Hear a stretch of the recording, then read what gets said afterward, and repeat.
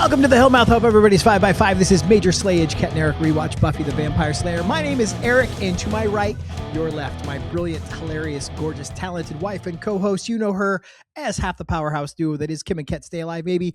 Give it up for Ketrin Porter. I feel like one of the adjectives that you should have used to describe me today is enraged.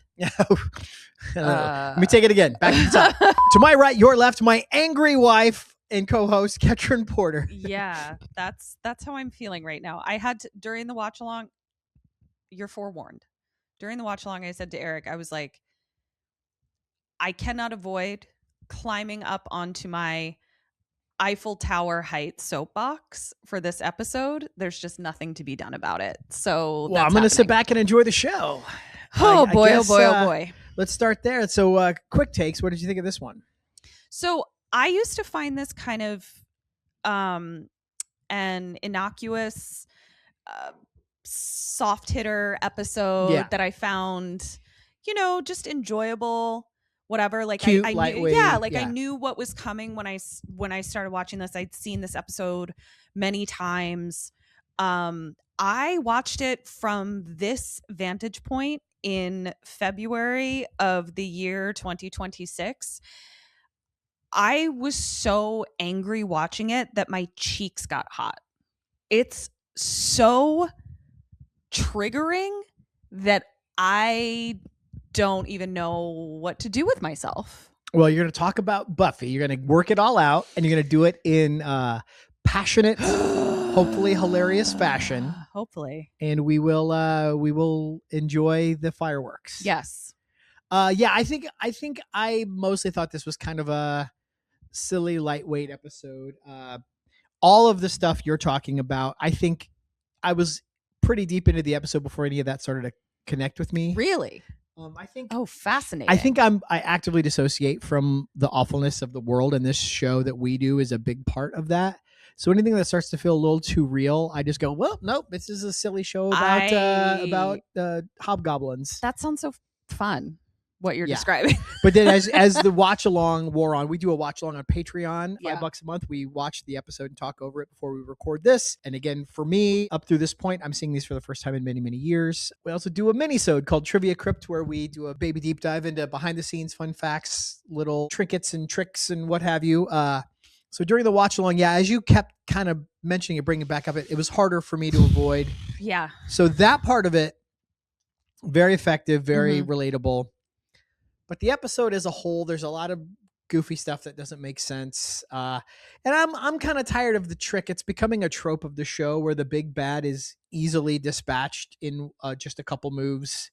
Yeah, see, that didn't bother me. And I'm going to talk about that too when we get there. I feel like it's because you're kind of only referring to like the very last move, and you're discounting sort of all that led up to it. Like, just because it wasn't like a big fight, it wasn't actually an easily dispatched demon. Like, it was no, because it had created minions that had put our heroine on a stake and was burning her. It wasn't until the very, very end that we were able to convert it into a killable demon. But up to that, it was still a demon that was difficult to take out. She was literally almost burned alive. But from the time it becomes a thing that she actually can see and knows what she's fighting to the time it's dead is like 4 seconds.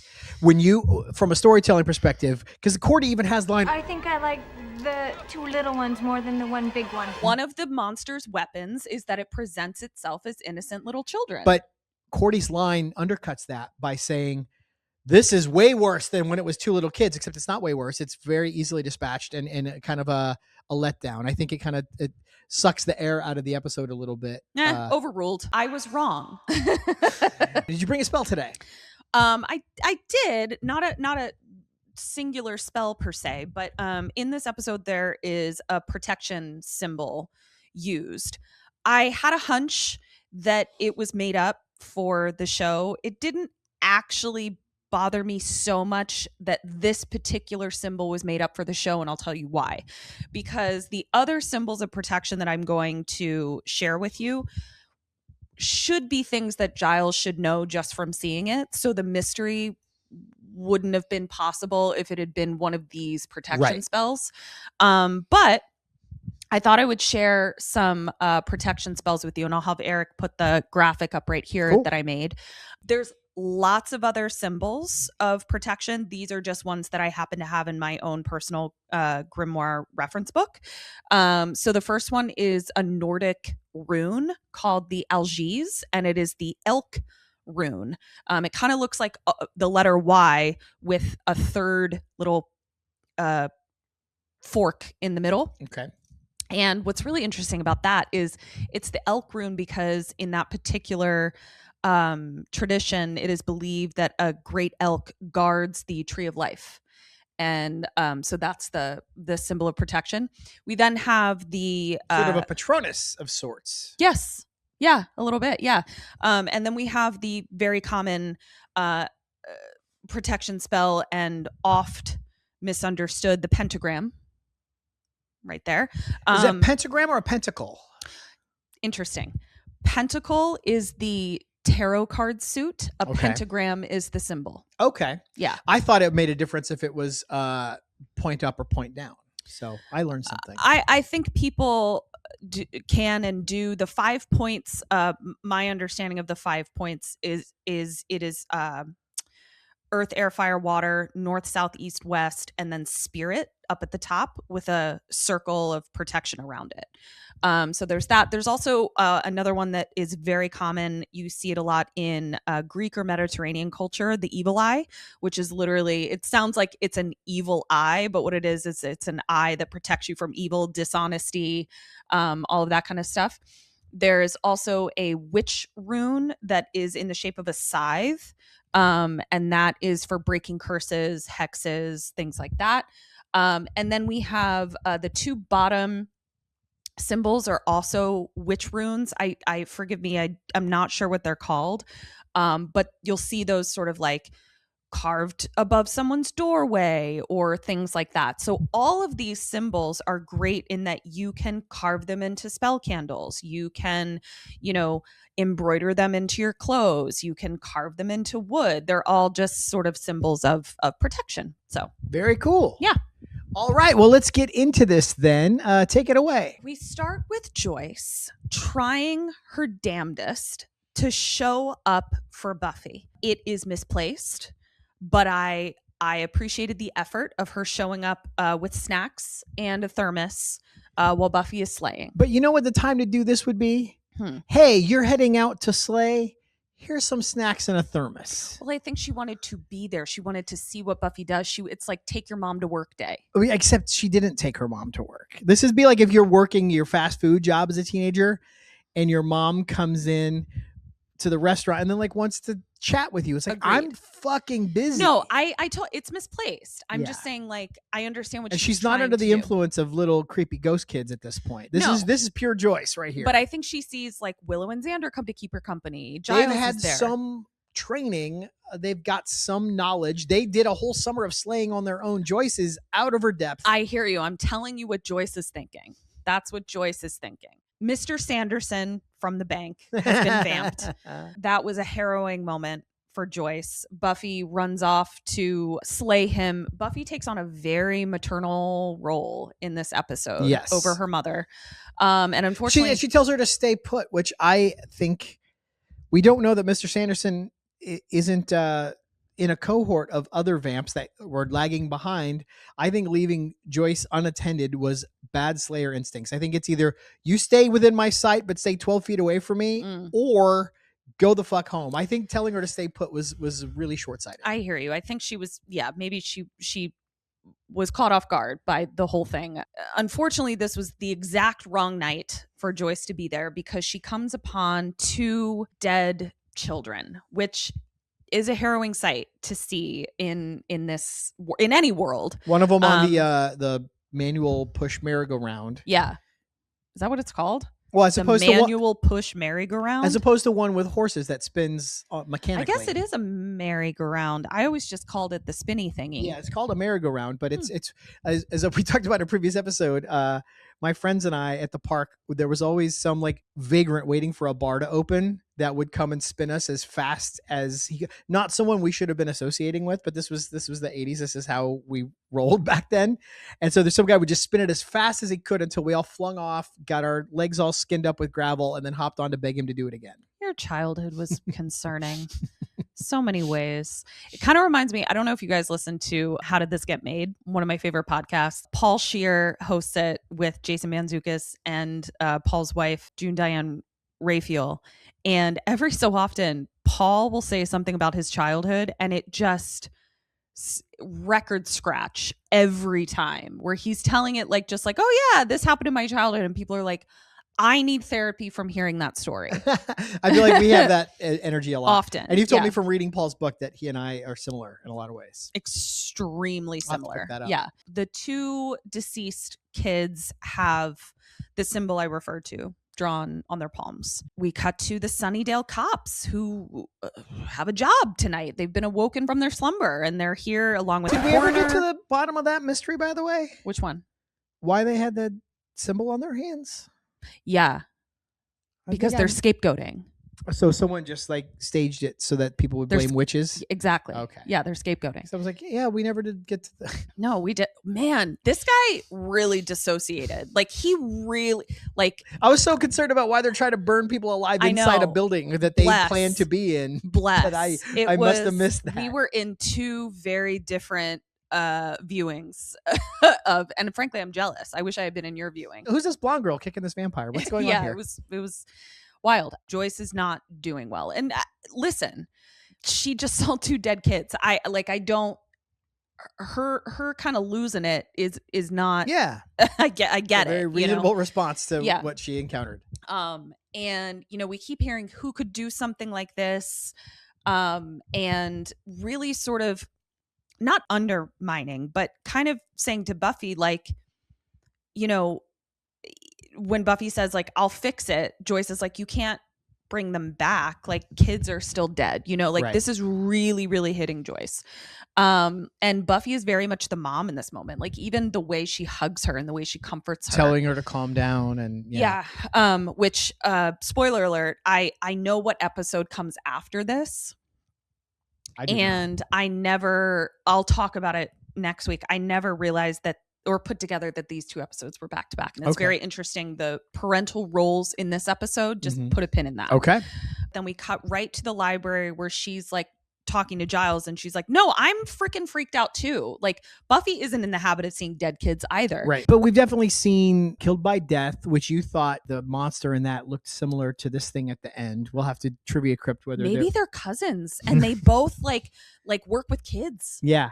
And when we did have the one baseball coach beat the kid up. I guess we also abducted some babies too. Yeah. What Buffy does comment on is like, there's no vamp marks, but there was a symbol drawn on their hands. Giles has to move his 800-year-old papers so Buffy can draw this for him. And you're like, he's just handling those with all his finger oil, with no gloves, with so mad at protective light. Like, I don't even drinking coffee right on top of him, or tea probably. I don't even put important tax documents on our dining room table. Like I would never put 12th century parchment like next to my coffee in a school library, dum-dum. It's like when we went to that museum in Hereford where the Mappamundi is like this displayed, oldest map of the world is still in existence. Which is fascinating, by the way. But it's like, you can't, it's under glass, it's air conditioned, it's vacuum sealed, the lighting is specific, you can't take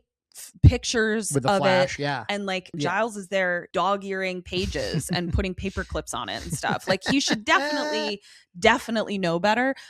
This actually really bothered me because I was just like, this is out of character for Giles. I don't like when they do things that are out of character for Giles. He has another line in the episode where I'm like, have you met Giles? Like, who's writing this? I'm feisty. I'm real feisty. Giles says that the symbol suggests a ritualistic murder, which points towards humans performing a ritual. Little bit of a leap for me. Buffy then says, someone with a soul did this. And back to Giles' point, demons don't use symbols, don't use magic, don't Right. use any iconography. That doesn't make any sense. And I also I'm realizing I find the idea, I've said this before, I find the use of soul and the idea of soul really nebulous in this world. I find that it's used as an excuse and a scapegoat. It's a very ill-defined. I think the way to think about it is rather than, because I think you identify like things in spikes, say jealousy, passion, emotion. Emotion. I don't think not having a soul is equatable to being a sociopath. I think of a soul as just like an organ, and some people have their appendix and some people don't, but you can be all manner of personality types with an appendix and without. It's just a fact. It's literally a light switch. You have or you don't, and if you don't, that's the thing that makes you not a human. Okay. Rather than it being the source of love and compassion, and because Angel, when he is all soulless, he's carrying on about passion. He's writing poetry. He's drawing pictures. That's true. That's true. Okay, I'll get there. We cut to Zaz in the lunch line. Xander is so awkward, and Oz is so zen. It's incredible. He's pragmatic. On top of everything else, he's pragmatic. He's like, there's no way to be in Willow's life without being around this guy. I know that at least 50% of this equation is not interested in pursuing that anymore. So even if he is, I trust Willow. I couldn't be with her if I didn't. So he has found a way to rationalize Xander is not a threat. He's not a nuisance. I don't have to lead with my anger. I think Oz very much understands that a grudge is a burden that you carry. A grudge doesn't hurt the other person. Because speaking of souls, his soul is millennia older than Xander's. He's got a lot of miles on that soul. Also, Amy is back. So Amy is here, and she's definitely like feeling herself. Like clearly it was obvious she was living under her mom's thumb, because now she's got darker hair. She's dressing more in a way that suits her, and she's clearly more confident. And it was nice. I like seeing Amy. The gang is talking about the fact that it's Buffy's birthday next week. So we're just throwing Buffy's birthday month out the window. I Robot You, Jane. Yeah, it was October. It was October. And based on the calendar in the kitchen, we know that Ted takes place in November, but her birthday is still a few weeks away. And then when she actually had her birthday surprise, do we know when that episode took place? I don't know if there's any indication. But we just had Christmas, and now it's her birthday. So it's January. Yeah. So bonkers. I guess Slayers get to... Did I ever tell you speaking of having your birthday in different months, if anybody happens... I do know this idea. I think it's such a great idea.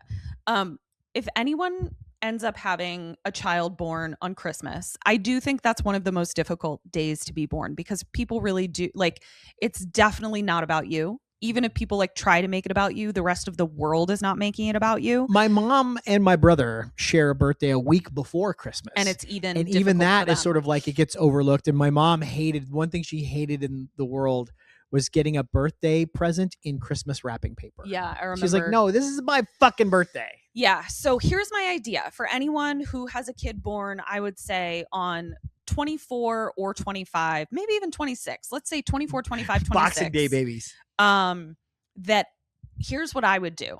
I would say your actual birthday, Christmas, is the day that you get to choose what day of the year we're going to celebrate your birthday next year. And you can change it? Yep. Okay. Yeah, no, I do remember. So it'll be like, Merry Christmas. What day is your birthday next year? And the kid will get to choose. So it's like we're still acknowledging that their birthday is on the 25th, but the actual celebration we're going to move it out from being under the guise of the holiday. I would have chosen a pool party every year. No, I like October. I quite like my birthday. I feel like mine's a week after Valentine's Day. I was due on Valentine's Day. I was born a week late, which probably comes as no surprise to you. Nope. Meeting me, knowing me and my time management. But I've always enjoyed that because I feel like it's far enough out from Valentine's Day, and that doesn't affect everybody. And Valentine's Day is not that big a deal. And there's really nothing else going on in the end of February. So I feel like I do have my own little space around it. Yours is early October. So you're not really competing with Halloween yet. I think the people who come in mid to late October. I would prefer if my birthday was the only thing happening in October. Yeah. So you have 700 friends who have. I have 700 October friends who birthdays. have October birthdays plus Samhain. So Buffy's not one of them. Yeah. Anymore. Okay, so when's Buffy's birthday? Then Buffy walks up and Buffy's like, I don't really have time to talk about that. Shit's weird. My mom is freaking out. What am I freaking out about? Here comes Joyce behind her, showing up at school. So Joyce is fully losing it. Like, to show up at your kid's school to be like, I need to talk to you, right? Like, about anything. Right. Is she's not well. And Joyce goes, "Are you embarrassed to be seen with your mom at school?" And I'm like, "Yes, of course. Yes. You're not here. This is not your spot. You're not in context here." It's also, no one else's parents are walking them to class. Yeah, it's also just kind of like an unhinged response to it. It's strange. You got any friends you go grab a coffee with and talk this out? Yeah. Well, she did and still needed to cut. Well, we see how her friends worked out, actually. Yeah, we also learn a little, like, I've hinted at this, but like there's definitely a reason why Xander and Willow have been friends for so long and are so close and are so, barring a brief period of incestual making out, they really do have a brother and sister type relationship. They trauma bond over their shitty parents. Exactly. And this is the episode where like Willow really talks about how neglectful her parents are. And it's confirmed because we finally do meet one of her parents. I think for the run of the show, we never meet her dad ever. No, we don't. Which is wild. Yeah. That was hard to watch.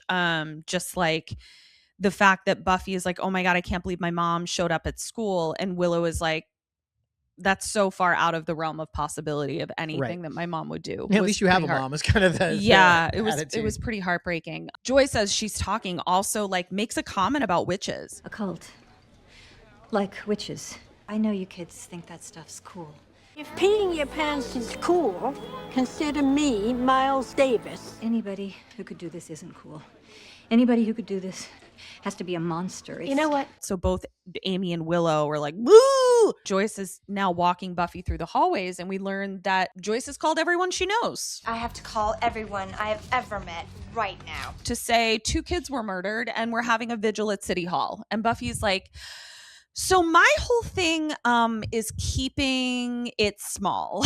Like, I already, as the Slayer, am sort of outside of the norm by having friends at all. And the fact that you just created a vigil of the entire town for something I'm trying to investigate. Right. Not really how we do things on the Hellmouth. I think what I hate is this Dunning-Kruger thing where she thinks she's the fucking expert because she had a strong opinion about something, which is also very relatable to today.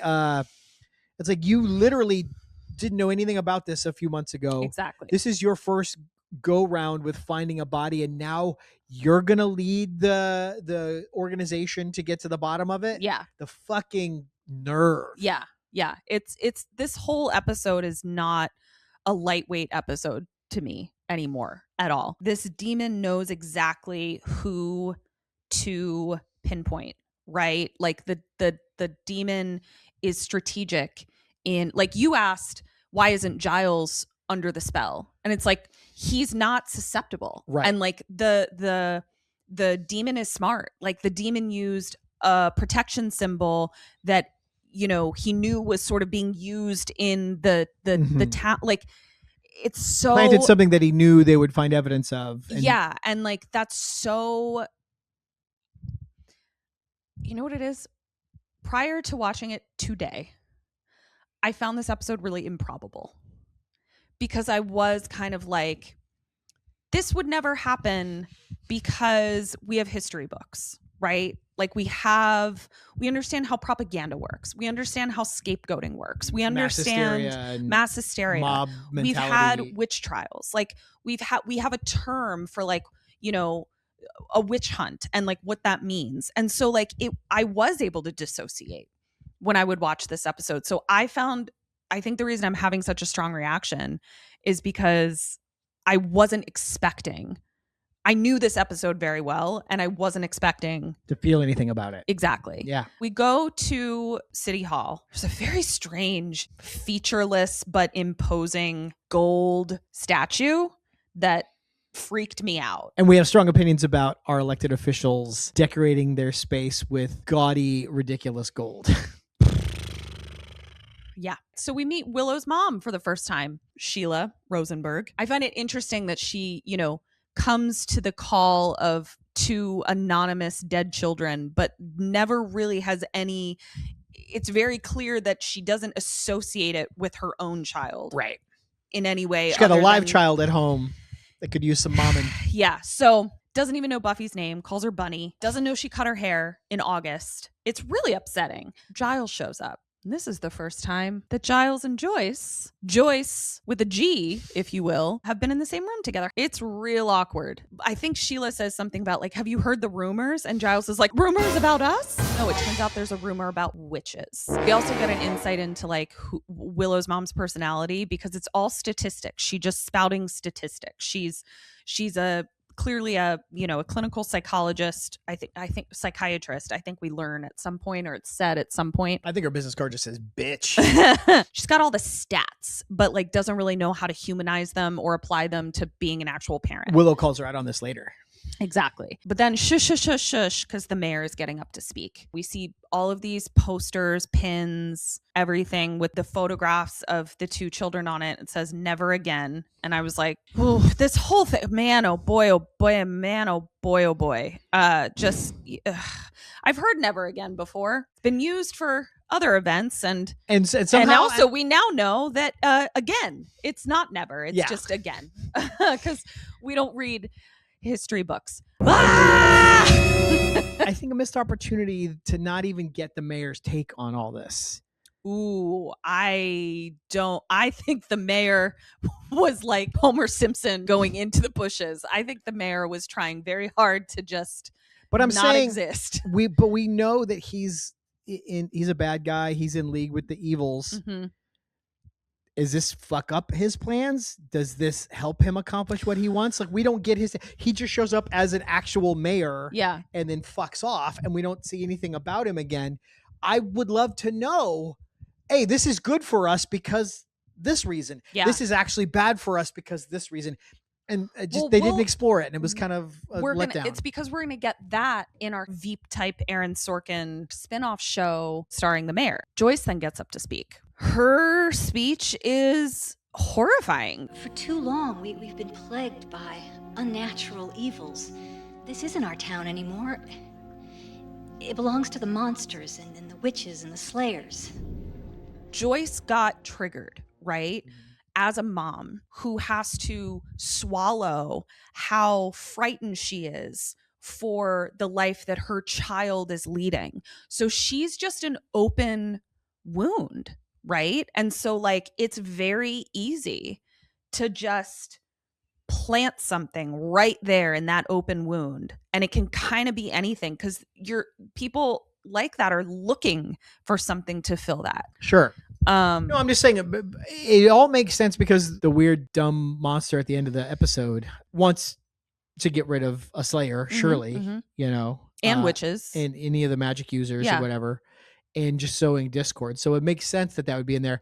But at this point in the episode, we don't know why Joyce is throwing Buffy in with that.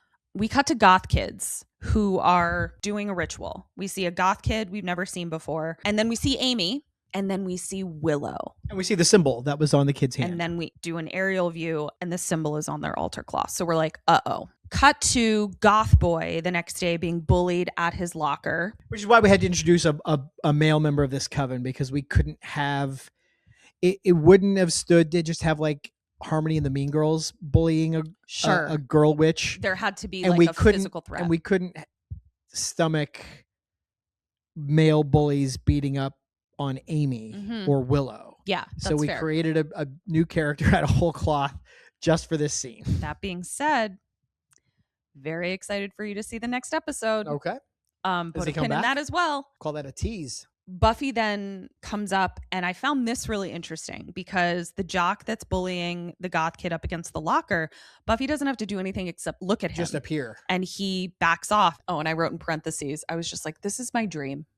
You just walk up and eyeball some bullies and they back down? No, your dream would be to punch some bullies. Yeah, they'd back down and then I'd run after them and hit them until the bones came out of my hands. I'm doing fine. I'm processing all of my anger really well. I don't have any violent urges of any kind. I'm great. I'm doing good. I'm sleeping well. And everything's great. Cordy also comes up and like she scapegoats witches as well. This pissed me off, but then we learn later that like she didn't really mean it. She really was just trying to be no, and she's done magics and she's gonna do magics again. She was just trying to be a bitch. Yeah, she's trying to reclaim her power of being like the snarky mean girl. Yeah.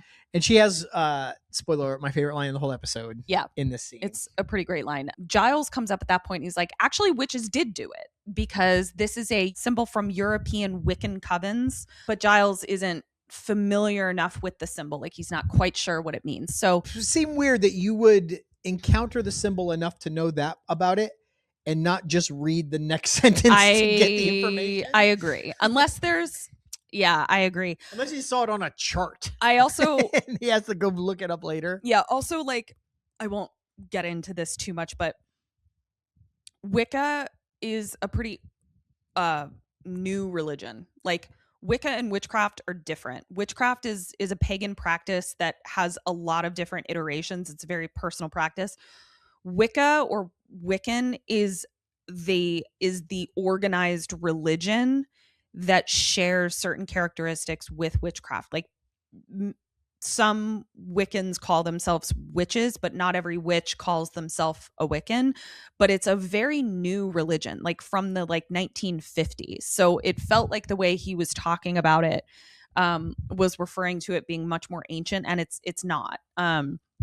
So just little things like that I just wish, you know what? I wish that they had a witch like as a consultant, kind of like how the Pit has like actual doctors and surgeons and stuff. Cause this stuff is pretty easy to figure out. And I remember there's a story about Firuza Balk studying for the craft and would consult a magic store in Los Angeles and learned so much about it and fell in love with the people that she ended up buying the store. Yes. Yeah. So and I believe this she stuff now did exist. Yeah. So it's fine. Whatever. It's fine. Buffy then asks Xander where Willow is, and Xander makes it all about him and is super defensive. Anytime Xander talks in this whole episode, I just want him to shut up. He does have a couple funny lines, but they're inappropriate, but they're sandwiched between this kind of like defensive deflection and thing. He's still like playing the victim. Like he's still like, and Oz is always staring at me, and I'm like, bro, yeah, you made out with his girl. Yeah. And also like Oz is a fucking gem. Yeah, he's like, actually not bothering you. You're insufferable, and like you cannot deal with your own guilt, and you must be a victim in your own eyes. But it's probably the way he was raised, honestly. If we're gonna grant him, he's been the victim of course, bullying. He's probably been accused of things he didn't do.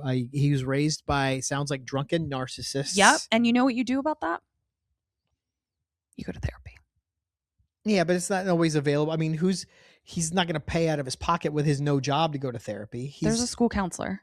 There was. He got his face waffled. Oh, yeah, that's true.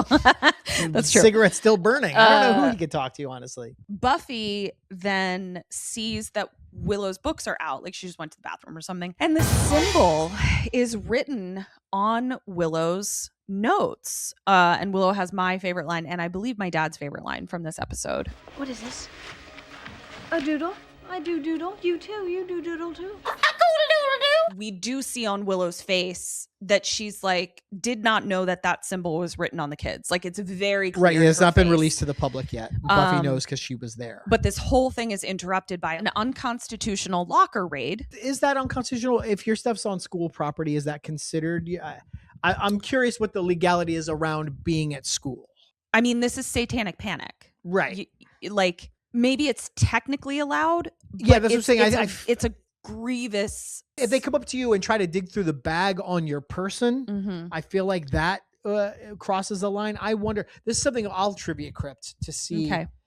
What is the actual legality around being in a public school? Because that's considered government property, and your expectations of privacy. This will be fun. Well, regardless, Snyder loves it. He is into it. Fascist gonna fascist. Yeah, and I just wrote this episode is triggering as fuck. Amy's taken away because she had spells in her locker. Willow is freaking out because she has henbane, hellebore, and mandrake root in her locker. Xander has Playboys. And fucking makes it. Can we focus on the real problem here? My Playboys? Shut the fuck up. Shut all the way the fuck up until you reach the top of Shut Fuck Mountain, where there are no more fuck ups to shut. Ugh, I'm so upset. That's it. Breathe. This is where Willow explains to Buffy that the symbol is harmless, that it's actually a symbol of protection. And it was actually a birthday present to Buffy, that they were creating a protection spell for her, but now it's broken because she knows about it. So happy birthday. Then you said, I missed it. You said that there was some sort of like book exchange right before Willow was taken away. Yeah. So Giles needs to look up the info on this symbol, but the book he needs, Willow had it. Can you get it back from me? So she's standing there, and as she gets taken away to Snyder's office for having leaves in her locker, Buffy just kind of snatches the book and walks away real stealthy. Nice. And then Oz, such a king, accompanies Willow to the principal's office. Oz is just, he's such a breath of fresh air. He's just a beam of sunlight. He's just the smell of fresh cut grass. He's just a cool dip in a pool. He's just a butterfly landing on your nose. He's just a warm cup of coffee on a cold morning. He's just a That's gonna let you keep going. He's just a neatly wrapped gift under a tree. He's just another log on a fire. Okay. Anyway, I'm punchy. Meaning I want to punch someone. So now the cops are raiding the library and Giles is apoplectic. It's a book ban. We're doing a book ban and later a book burning. Book left in the other things are being burned as well. Yeah, they're feeding two birds with one stone. No, these motherfuckers are killing two birds with one stone. Right. Fuck these fucks. The more we talk about this, the more my real world ire is being raised, and I'm having more and more trouble finding the fun in discussing this. And I'm not alone. I'm sorry, but also like I felt alone on my own island of rage, just breathing fire by myself. So now at least we can make some s'mores together. God, the joy that Snyder is experiencing in this episode. As the library is being raided, Buffy tells Giles it's a harmless symbol. She gets that out. And Snyder says that Giles will have to answer to Moo, mothers opposed to the occult. And we learn that the founder is someone that Buffy refers to as Mom. This sucks. Cut to Willow's house. Willow's mom wants to talk about her sage and the giant spliff that she found under her bed. She refers to Willow as an age group. You know, this is normal for your age group to want to rebel. Blah, Willow blah, has a blah. great line here. Was almost my best time. She's like, yeah, I'm not an age group. I'm me. Willow group. Willow tries to tell her mom, like, I can actually do stuff. And at this point, I was like, shh, don't. Like, Willow played this so wrong. Oh, yeah. And she's screaming for attention, though. She's screaming to be taken seriously. Right, because I also think that she didn't realize that where this was going to go, you know? So, like, she was just wanting attention. Yeah, but if she knew her mom was 2 hours away from starting rounding people up, I think she would have played this differently. But yeah, she's just like, I want you to see me, and I want you to respond to me, and when having the real conversation isn't getting there, I'm going to be an asshole and I'm going to act out and I'm going to make you deal with me. Exactly. And she's like, I'm having a rebellion. And she also says she's dating a musician. And that is the most egregious thing that Willow says. She's talking about getting stuffed full of big black evil. Yeah. And goat sacrifices and shit. So Sheila sends her to her room and tells her that she can't see her friend Bunny anymore. Joyce simultaneously is telling Buffy that she can't see Willow anymore. And Joyce is surrounded by her little office of propaganda. And we find out that Joyce is the one who ordered the raid at the school. She's moving up in the world. She went from kindly gallery assistant manager to fucking leading the Gestapo in record time. Yeah, it's fucked. Buffy is also like chastising her mom for being like, Mom, you fucking know what I do, man. And like, you had them raid Giles's library. Like, how am I supposed to figure out how to deal with this if you're fucking shackling all of us to do it? And that's where Joyce kind of says, like, she's like, you don't have a plan. You just react to things and it's bound to be fruitless. So now she's just like insult. And I want to call bullshit. Go ahead. Joyce's entire thing is reactionary. Reactive. Fully reactionary. Joyce has no plan. Well, Joyce didn't even know about this 5 minutes ago. Well, you know why? Because they're little weird kids. Every fucking accusation is an admission. Mm-hmm. So Buffy stands her ground, though. She's like, you know what? I can't do this right now because I need to go patrol to... She says, I got to go react to vampires. Yeah, I got to go react to vampires. Yeah, so she leaves. We then see Joyce is not in her right mind because we see that the two dead children have been appearing to her and talking to her. So we do experience a sense of relief. These creepy kids are wearing that nude lip we talked about last week. Yeah, they look like shit. I also would like to point out that the shirt that Joyce is wearing is a shirt from the store that I worked in when I first moved to Los Angeles, Citron. Citron? Yeah. Did Book Club Pat wear Citron as well? Yes. Yep.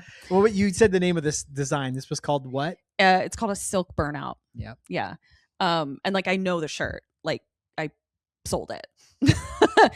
Luckily, Joyce is being haunted by these two kids. That is lucky. Yeah. Well, it's so that I don't have to be like, okay, well, Joyce is a villain now. Yeah, I can start to make space for Joyce again. Like, I'm sure. I was like, when do we get to the body? Let's end this. Yeah, I'm sure. Oh God. I'm sure that there are a ton of kids right now who are like, please let me find out that my parents are being haunted by dumb little shit kids, and that's why they have completely lost their mind and joined a cult. Please, please. They would love to see ghost kids in their house at Thanksgiving. God, I'm so grateful for Peg and Skip, by the way. Totally not susceptible to culty behavior. Lead with empathy. Just really kind, wonderful people. And you know what else? And they both look great. They both look 10 years younger than they are. And you know what else? I mean, I could list things all day. Why don't you say the thing you want to say? If I said to mom and dad, like, can y'all back the fuck up? I'm the Slayer. They would like listen to it. Like, they would have a conversation with me. Joyce, boy, oh boy. I really, if I'm defending Joyce in court, like once this evidence goes into discovery, like I'm gonna have a sleepless night. Like this is a tough one to defend, because it just, even though she's being like possessed in a way or haunted, they're still exploiting something that's there. Because she's not Giles. Exactly. She's not someone they say, well, we can't fuck with this one. Exactly. So. That's exactly what I'm feeling. Where I'm just like, ugh, you gotta be. Ugh. Anyway, also the kids weren't particularly compelling. Like, I was like, I don't know that these kids would, I don't know. Like, they were kind of boring. Giles. That's true. Yeah. So, all right. Vigil on. Kids were compelling.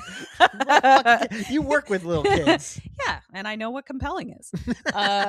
Now we cut to the vigil that's on the death spiral toy at the park. Angel appears and they hug. And there's just kind of a nice little scene of like, basically this is just Angel giving Buffy strength to keep going. Like, where she's like, the fight does feel fruitless. And this was also really fucking relatable too, where you're just like, these propaganda movements, they're built to exhaust you so that you stop fighting. And Buffy is grappling with that right now. So this entire conversation with Angel was also so uncomfortably parallel. Hashtag relatable content. God, I like honestly feel bad that you were able to dissociate, and I'm just like, no, come in. The water's terrible. You wore me down. I know. I'm sorry. I was ready to just disregard a kind of lightweight, disposable oh, we're going to do a Salem Witch Trials episode. I'm sorry. Nope. Okay, so fucking real world had to come in here and ruin my perfectly good, dumb hobgoblin show. But in this moment, Angel says something about like, you know how hard this must be for those kids' parents. And Buffy goes, parents? Interesting. Giles is having a fight with the computer, and it was very funny. Giles is boomering out. Totally boomerang. Zaz tells Giles that they figured out where the books are. They're in City Hall, but they're locked up. So we're shit out of books. Buffy comes in and she's like, do you know the fuck what? We don't have parents for these kids. We don't have fucking names for these kids. We don't have any information about these children other than their pictures. Also, where did we get these pictures? And everyone is just kind of like, oh, right. And here's what it really reminds me. Here's what I'm talking about. We've seen this in other small towns, even towns not in America, where there are stories that go around. Did you hear about that little girl that was attacked by this brown person? And then it's just the little girl that was attacked by the brown person, the little girl that was attacked by the brown person. And all of a sudden you go, is that published? Is there an article about it? Is there anything about it? Did it even happen? And it never, like, you just trigger someone's fear, and it doesn't matter that it hasn't been verified. So like, that's why I'm saying like, it's completely fucking infuriatingly probable that everyone would be shocked that, oh yeah, I don't remember hearing from the fucking parents. We'll be right back. Oz then taps into talking to Willow over the computer. Well, Giles says he's locked out. Yeah, locked So out, he's which is like, what? Fuck it, I can't do this. So then Oz like does internet relay chat with Willow. They're like, Willow will know exactly where to go to like get the resources we need. And Got all of Jenny's bookmarks. yeah. Oh, right. Yeah. And sure enough, she finds an article from 50 years ago about these kids that disappeared. And it's 1999, so it takes a while to load the page. So it's a pixelated picture of the kids, and it's the same goddamn kids. We then go back every 50 years, dating all the way back to 1649. These two little motherfucking kids come and are like, somebody killed us. Avenge us. Go burn up the witch in the woods, which is blowing my mind right now because I even fucking fell for the propaganda. Hansel and Gretel. Who's to say these kids are mirrored after Hansel and Gretel? Never even occurred to me that witch in the woods, maybe she wasn't trying to cook them at all. May not have had anything to do with them. And they just were like, this witch tried to cook me. And I'm like, well, what did you do? You know? Anyway, cut back to Willow's house. Willow's mom comes in, catches her on the computer, takes the computer away. Clearly not got a lot of experience parenting. Such a good point. Because if you ground someone and you restrict them, you don't leave them with the thing in their room exactly that they're not supposed to do. Yeah. She refers to Willow's cyber coven. Coven? What happened to me being delusional and acting out? It seems I've been rather close-minded. So, you believe me? Now all I can do is let you go with love. Back in the library, this is where Giles says, like, sometimes fairy tales are based on real things and they get repurposed into fairy tales. Like, they just kind of get told for so long that they turn into things that never happened, even though they did. Giles says, demons feed us our darkest fear and watch us destroy ourselves. Goodbye.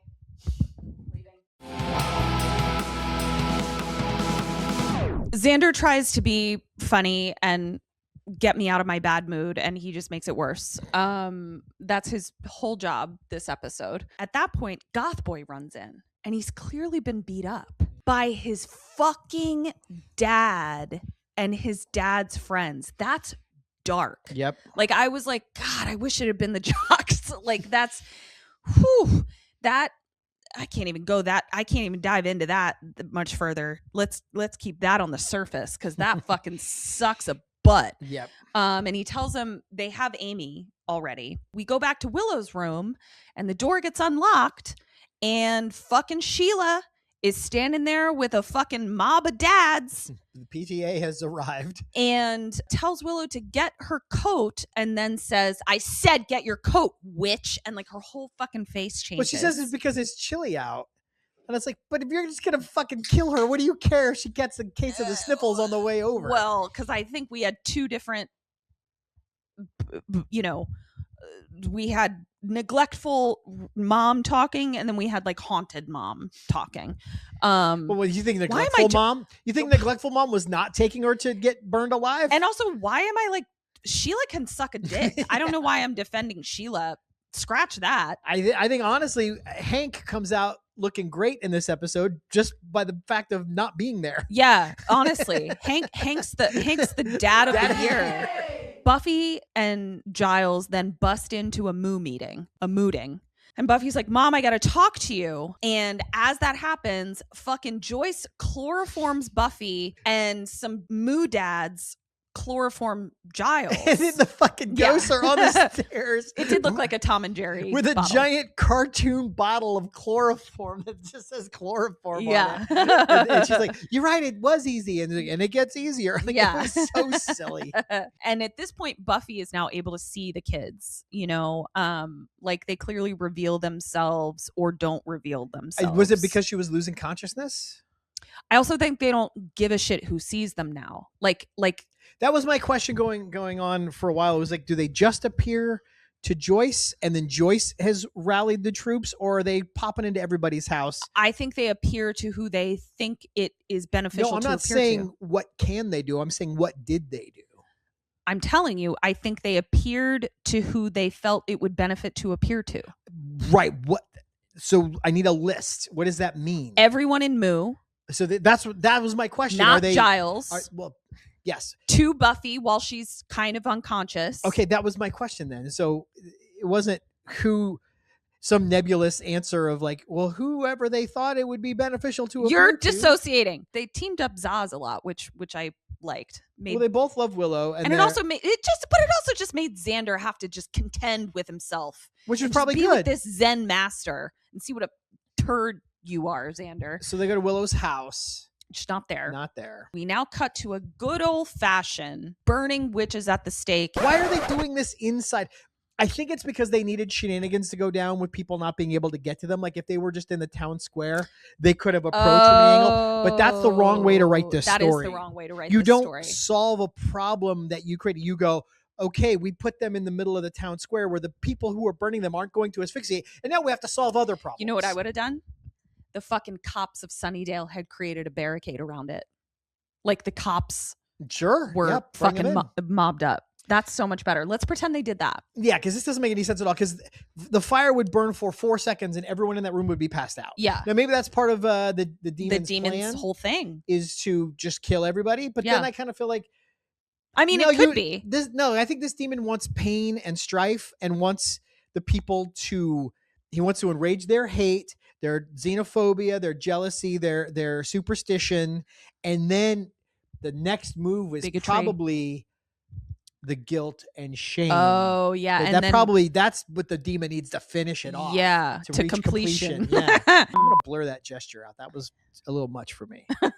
Cut to Cordy saving the day, beating the shit out of Giles. Which were you triggered by this? Yeah. So we told a story. I'll tell it briefly. I smoked unfamiliar weed one time given to us by a friend, and it got me too high and I passed out, but I had my eyes open. So I come to, and this one is whacking me in the face as hard as she can because she thought I was to be fair, I had been hitting you when you woke up. I was on the phone with 911. That's true. You had been hitting me out. My face was red and stingy. Yeah. I was fucking furious. If you're going to pass out, close your fucking eyes. So this reminded me of that. She's just hauling off. Cordelia says, one of these days, if you're not careful, you're going to wake up in a coma. And Giles just goes, wake up in a... I don't have time. Zaz is trying to deal with the angry dad mob that's guarding the door. But they pretend like they're broing down. They're like, hey, we want to do this too. Like we just forgot our buttons or whatever. But instead they get the dad mob to chase them, which worked fine. Cut to back where they're being burned. And there's just a lot of like, good morning, sleepyhead from Joyce. Like shit's getting creepo. Buffy is trying to be like, you don't want this. She even talks about the guilt. She's like, you're going to feel really bad about this.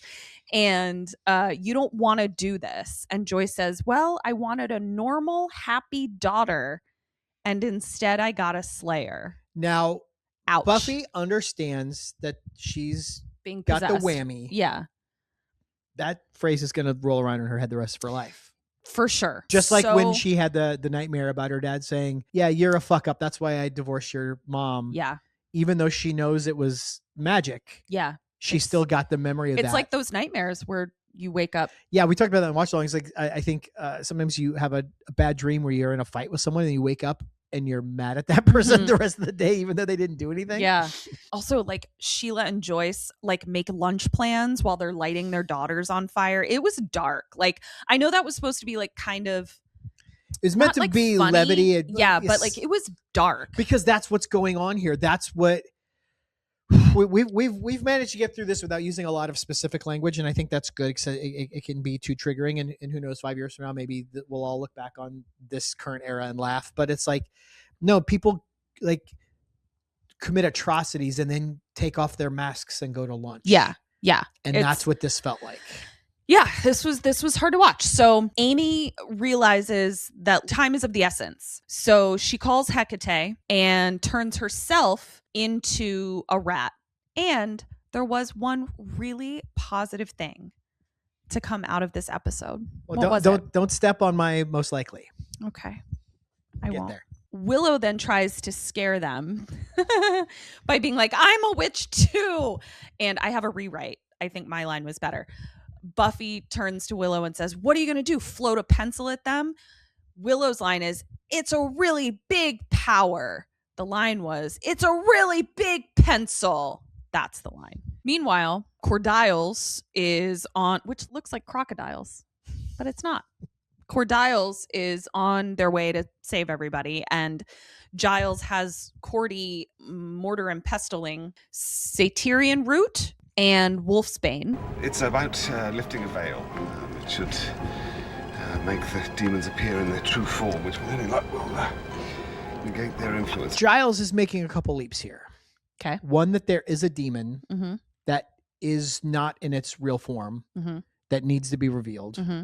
Giles read the script apparently because Giles has no reason to know this. No, all of the research that they did about that it's a demon that's reincarnating every time. I don't think he knows what kind of demon it is, but he clearly knows that. But how does he know the demon's not hanging out 3 blocks from here just enjoying the chaos? Why does he think the demon's going to be present? And why does he think the demon is in a disguise?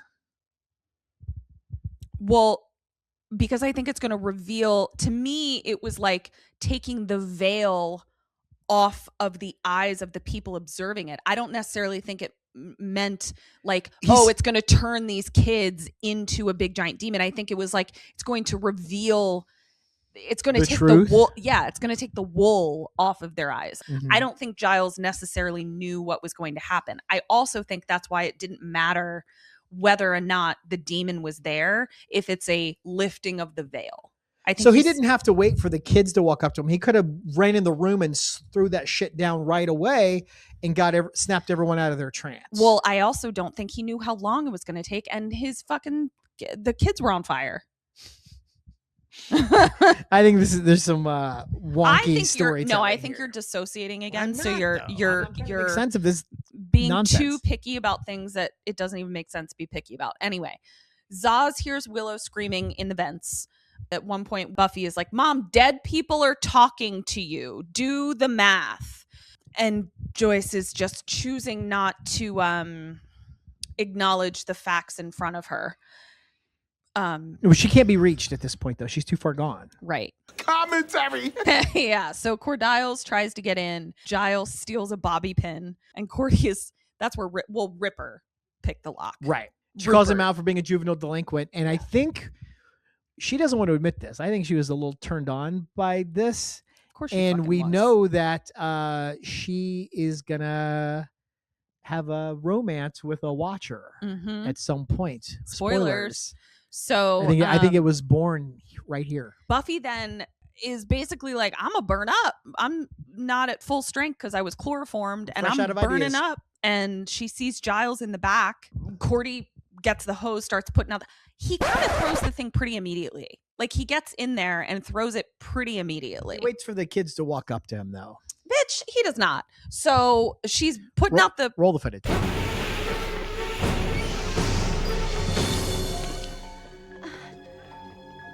Hecate ruft euch an. Verbeckt euch nicht hinter falschen Gesichtern.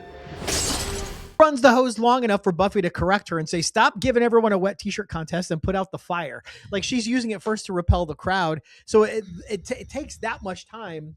He doesn't do it until the kids are there. And he's like, oh, I'm going to throw it at... We don't have to get into it. Yet, here we are. The end of this was super unsatisfying. It was fine. The kids hug and they turn into a big giant demon. Who I thought was going to be named Gingerbread, and I was bummed. I think that's what I'm going to call him. Gingerbread? Yeah, I like his that. name is Gingerbread. I like that. So now that the fire's out, Buffy's kind of able to shimmy. And I think she does a brilliant thing. She's tied to a stake. She's tied to a giant stake. The Slayer is tied to a giant stake. No, you don't burn witches at the post. You burn witches at the stake. And she bends over as the demon is running at her and she stakes him right through the throat. Yeah, and this is what I'm talking about. I just feel like it was a little bit of a letdown because we built this thing up. We have this whole reveal of him morphing into this big thing. What did you want? I wanted to see her with the thing on her back, take a couple of swings at him, chase him around the room, have a fucking fight. You wanted to see her chase him not chase him around not the chase room, him, but like this? do battle with him. Yeah, because it was... That would look so dumb. He was literally revealed 3 seconds and then dies. It's a letdown. It's anticlimactic. It should... The stakes, no pun intended, should keep going up. It shouldn't go, oh, and the then fall. stakes did go up. You even said Giles didn't even know what the demon was going to look like. He didn't know what the demon was. He didn't know if the kids were the demon, whatever. All I'm saying is Cordelia goes, ooh, I liked it better when it was two little kids, meaning this is somehow worse. Yes. The two little kids wreaked havoc on a whole town for several days. This guy dies instantly. It was a letdown. It was lame, and I'd hated it. Overruled. Zaz then falls through the ceiling. But we had just had a silly beat with she bends over and gets him in the neck right away. Mm-hmm. And then their silly beat, if their silly beat had come after a harrowing thing where the danger should increase. And that's what I'm saying is this guy gets formed into his demon self, presents absolutely no danger, and is instantly vanquished. If there had been some shit, if he had knocked Cordelia around, if he had suddenly, things went from bad to worse before our Slayer kills the bad guy, that's how you end an episode. All right. Maybe he knocks Joyce out. Something. Yeah, fucking put. Maybe he knocks Joyce out, and that's what makes Buffy be like, oh, no, you didn't. Right? Stay away from my mom. She could have called back to stay the hell away from my daughter. Like, yeah, there would have been a way to make this like suck us in more instead of us going womp womp. Like, it was just sort of a fucking... You'll not convince me of that. Sustained. I was wrong. Sound off in the comments. Am I right here? Or am I out of my mind? Sustained. I know, but I want to see what the jury has to say. Moving on. So now we cut to them doing a spell. All is well. Them doing a spell in Willow's room. Buffy and Willow and talking about their moms and their selective memory. And yeah, and they've been gas leaked. Yeah, and Sheila's back to being neglectful and absent, which is fine with Willow. Wants to meet the dirty musician. Her right. The most snogging. Egregious thing that Willow did, which is date a musician. Relatable. Hey. We realize that the spell they're trying to do is turn Amy back into an Amy because she's still a rat. The end. Sunnydale High Yearbook Committee meeting now in session. Mm-hmm. Who'd you have for best dressed? Best dressed. I loved Buffy's earth tones. She's wearing like a very casual pant and like a very sort of like simple shirt, but like I'm an earth tone girl and I wouldn't have thought that she looked good in this color palette, but she did. And she had a smoky eye and she had her Cute hair up in some cute little buns. Yeah. That was my runner-up outfit. I actually liked her at the library. Oh, yeah. Her pink sweater with her kind of like maroon silky dress with like embroidered flowers on it. Yeah, it was very cool. She looked amazing. Who'd you have for worst dressed? Worst dressed. At one point, Xander just has sleeves flopping in the wind. Roll them or button them, buddy. Roll them or button them. I dinged Joyce for her silk burnout. Rude. Those sold for $109. I'm serious. That's the price. She Everything overpaid. ended at a 9. Who'd you have for best line? Best line. Oh, okay. I had a doodle. I do doodle. You too. You do doodle too. Here's why. It's very cute. It's very silly. That is a impossible line to make endearing. But Allison Hannigan is so good at and that. she made it effortless. Like she didn't, like it just rolled right off of her tongue. Yeah, really impressive. I liked. If you're gonna hang with them, expect badness. Because that's what you get when you hang with freaks and losers. Believe me, I know. That was a pointed comment about me hanging with you guys. Yeah. Which was just awesome. Yeah. A queen bitch Cordy is always gonna be in the running for these. Yeah. Worst line. Worst line. Oh, Buffy saying someone with a soul did this. And it's just the nebulous soul. It's just a weird. I just don't like it. I just don't like it. I think it's fair. I had Angel and Buffy talking about the story of the boy who stuck his finger in a duck. Oh yeah. And then has to have it explained that it's a dyke. Yeah. And that dyke is a synonym for damn. Didn't need any of that. Yeah, There's no way Buffy walked around for 18 years thinking there was some story. She knows enough to know it's a story and thinks there's a boy with his finger up a duck's butt. Like, I just don't buy it. Yeah, that's fair. It didn't feel real. It felt like someone was really impressed with the wordplay that they came up with. And yeah, that's fair. What'd you have for best move? The giant staking. I love the giant staking. You? I said Buffy stepping up to the bully and silently dispersing it with no words and no threats, just her presence. Nice. Very satisfying. And who did you have for most likely? Most likely to put Stephen Miller out of a job as czar of propaganda, that fucking demon ass bitch. All right. I said most likely to convince me to get over my lifelong fear of rodents, cute little rat Amy. You guys. It was pretty cute. Yeah, and he like unprompted. I didn't even have to be like, see, isn't it cute? She just scurries out and he just goes, oh. And I clocked it. Ooh, I clocked it. She's going to be trying to put rats on me the rest of my life now. All right, that's all we got. Thanks for hanging out, you guys. That one did not go the way I expected it to. Sorry. No, not bad at all. Blame the world. I think that's part of the fun of this is coming into this and not knowing what we're going to say. I definitely don't know what you're going to say. And most of the time I don't really know what I'm going to say. And so we went on a little journey together, and we're really grateful that you guys came with us. While you're here, before you leave, click that little thumbs up button. Click subscribe. That helps us out more than you can. It'll cost you nothing. If you have a couple bucks burning a hole in your pocket, you can join our Patreon. You get a watch along for every episode.